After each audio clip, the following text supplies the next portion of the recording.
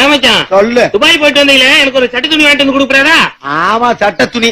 இந்த மாதிரி கலர் சட்டை எல்லாம் போடுறதுக்கு உனக்கு தகுதி வேணும்டா, கருவாப்பையில. ஏடா எவ்வளவு நாள் இதாடா அந்த மூட்டையை முடிஞ்சு சைக்கிள கட்டிக்கிட்டே அலைய போறீங்க? என்ன மாதிரி துபாய்க்கு போனோமா, ஒரு 3 வருஷம் இருந்தோமா, அங்க இருந்து இங்க வந்தோமா, செண்டு அடிச்சோமா, செட்டில் ஆனோமா, 4 குட்டிய பார்த்து கண்ணடிச்சமான்னு இல்லாம இன்னும் உங்க அப்ப ஈசாக்கு மாதிரியே தெரியுறீங்க. என்ன பண்ணி சொல்றீங்க மச்சான்? வாயப்ப என்ன பெத்து போட்ட நேரம் அப்படி.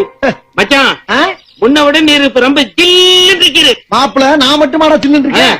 துபாயே சில்லுன்னு தாடா கிடக்கு. ஏண்டா மாப்பிள, துபாய் ரோட பாத்திருக்காடா நீ? நான் எங்க பார்த்தேன்? நீதான் தென்காசிக்கு போயிட்டு வர மாதிரி புசுக்கு புசுக்கு போயிட்டு வருது. அதுக்கெல்லாம் ஒரு யோகா வேணும்டா மாப்பிள. அந்த ரோட அப்படியே உத்து பார்த்தோம்னா மூஞ்சி தெரியுதுடா, மூஞ்சி. அப்படியே அங்கனக்குள்ளேயே சேவிங் பண்ணி தலை சீவி பவுடர் அடிச்சு விபூதி பூசி பொட்டு வச்சுக்கிட்டு அப்படியே ஒரு வாரம் சோத்த ரோட்ல கொட்டி குழம்புகளை ஊத்தி குழச்சி அடிக்கலாம்டா. அப்படியே வச்சா அப்படி ஒரு ஊர் அது. இதெல்லாம் ஒரு ஊர்னு இங்க வந்து சைக்கிள் சனியனே சனியனே. அப்புறம் என்ன பயத்துக்கு இங்க வந்தீரு? என்னடா பொசுக்குன்னு மலையாளம் பேசிவிட்ட?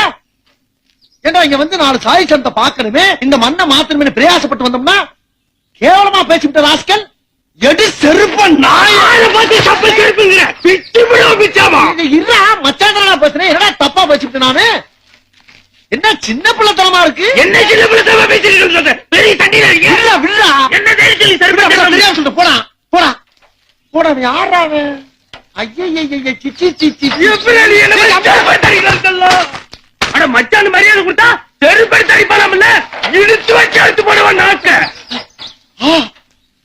அட பாவி, இவ்வளவு கோவக்காரன் நம்மளுக்கு தெரியாம போச்சே.